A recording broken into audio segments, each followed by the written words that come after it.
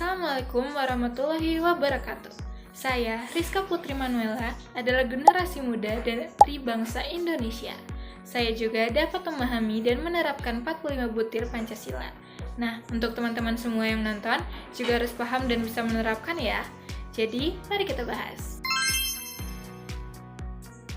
Jadi apa aja sih isi dari 45 butir Pancasila itu? 45 butir pedoman penghayatan dan pengamalan Pancasila dari sila yang pertama yaitu ketuhanan yang Maha Esa. Untuk butir pertama, ada bangsa Indonesia menyatakan kepercayaannya dan ketakwaannya terhadap Tuhan yang Maha Esa. Butir kedua, manusia Indonesia percaya dan takut terhadap Tuhan yang Maha Esa sesuai dengan agama dan kepercayaannya masing-masing menurut dasar kemanusiaan yang adil dan beradab. Ketiga, mengembangkan sikap hormat, menghormati, dan bekerja sama antara pemeluk agama dengan penganut kepercayaan yang berbeda-beda terhadap Tuhan yang Maha Esa. Keempat, membina kerukunan hidup di antara sesama umat beragama dan kepercayaan terhadap Tuhan yang Maha Esa. Kelima, agama dan kepercayaan terhadap Tuhan yang Maha Esa adalah masalah yang menyangkut hubungan pribadi manusia dengan Tuhan yang Maha Esa. Keenam, mengembangkan sikap saling menghormati, kebebasan menjalankan ibadah sesuai dengan agama dan kepercayaannya masing-masing. Butir ketujuh, yaitu tidak memaksakan suatu agama dan kepercayaan terhadap Tuhan yang Maha Esa kepada orang lain.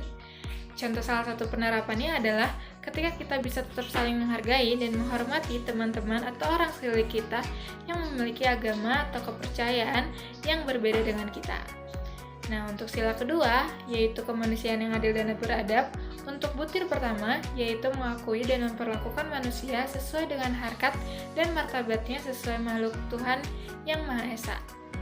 Kedua, mengakui persamaan derajat, persamaan hak dan kewajiban asasi setiap manusia, tanpa membeda-bedakan suku, keturunan, agama, kepercayaan, jenis kelamin, kedudukan sosial, warna kulit, dan sebagainya. Butir ketiga, mengembangkan sikap saling mencintai sesama manusia. Keempat, mengembangkan sikap saling tenggang rasa dan tepa selera. Kelima, mengembangkan sikap tidak semena-mena terhadap orang lain. Butir keenam, menjunjung tinggi nilai-nilai kemanusiaan. Ketujuh, gemar melakukan kegiatan kemanusiaan. Kedelapan, berani membela kebenaran dan keadilan. Kesembilan, bangsa Indonesia merasa dirinya sebagai bagian dari seluruh umat manusia. Butir ke-10, mengembangkan sikap hormat, menghormati, dan bekerja sama dengan bangsa lain. Nah, contoh salah satu penerapannya untuk sila kedua ini adalah ketika kita melihat sesuatu yang salah atau yang kurang tepat dari perilaku atau perbuatan orang-orang di sekeliling kita harus berani untuk menyuarakan atau menegur tentang kesalahan tersebut. Jangan sampai sesuatu yang salah kita benarkan atau bahkan sebaliknya. Kita harus bisa menjunjung kebenaran dan keadilan. Nah, selanjutnya untuk sila yang ketiga atau Persatuan Indonesia. Untuk butir pertama yaitu mampu menempatkan persatuan, kesatuan, serta kepentingan dan keselamatan bangsa dan negara sebagai kepentingan bersama di atas kepentingan pribadi dan golongan. Butir kedua, sanggup dan rela berkorban untuk kepentingan negara dan bangsa apabila diperlukan. Ketiga, mengembangkan rasa cinta kepada tanah air dan bangsa. Keempat, mengembangkan rasa kebanggaan berkebangsaan dan bertanah air Indonesia. Kelima, memelihara ketertiban dunia yang berdasarkan kemerdekaan, perdamaian abadi, dan keadilan sosial. Keenam, mengembangkan persatuan Indonesia atas dasar Bhinneka Tunggal Ika. Ketujuh, memajukan pergaulan demi persatuan dan kesatuan bangsa. Nah, untuk contoh salah satu penerapannya untuk sila ketiga ini adalah ketika kita bisa tetap menghargai dan menghormati di tengah-tengah perbedaan yang beragam di Indonesia kita ini. Mulai dari suku, ras, hingga agama, kita harus bisa tetap menghargai dan berhubungan baik dengan orang-orang yang berbeda dengan kita, sesuai dengan semboyan negara kita, yaitu Bhinneka Tunggal Ika, yang artinya berbeda-beda tetapi tetap sama, yaitu bangsa Indonesia.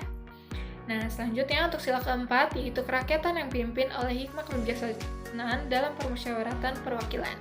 Butir yang pertama, sebagai warga negara dan warga masyarakat, setiap manusia Indonesia mempunyai kedudukan, hak, dan kewajiban yang sama. Butir kedua, tidak boleh memaksakan kehendak kepada orang lain. Ketiga, mengutamakan musyawarah dalam mengambil keputusan untuk kepentingan bersama. Keempat, musyawarah untuk mencapai mufakat diliputi oleh semangat kekeluargaan. Kelima, menghormati dan menjunjung tinggi setiap keputusan yang dicapai sebagai hasil musyawarah.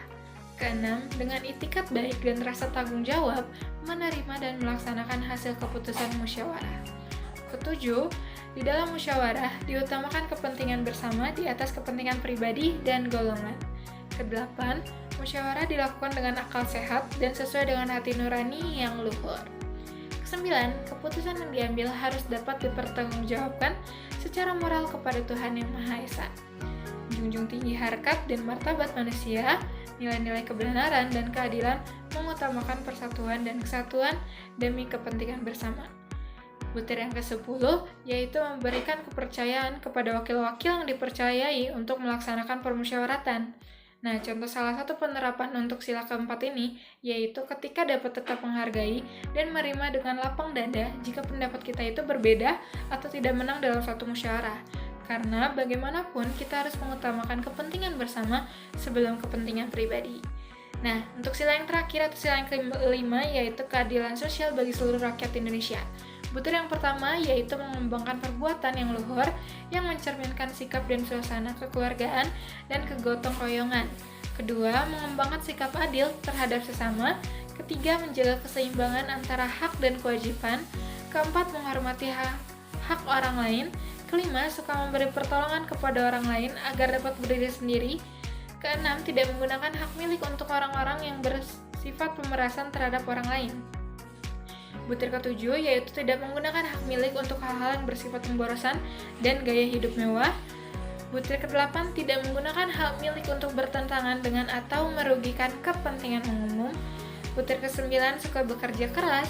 Butir ke-10 suka menghargai hasil karya orang lain yang bermanfaat bagi kemajuan dan kesejahteraan bersama.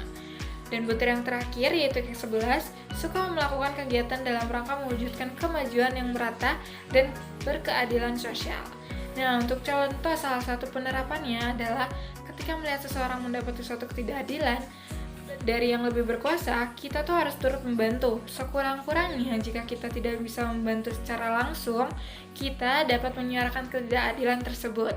Seperti contohnya, ketika seseorang mendapatkan hukuman akan perbuatannya yang tidak setimpal, kita perlu bantu menyuarakan. Nah, jadi itu deh apa aja 45 butir Pancasila dan contoh-contoh penerapannya. Semoga bermanfaat ya untuk setiap yang nonton.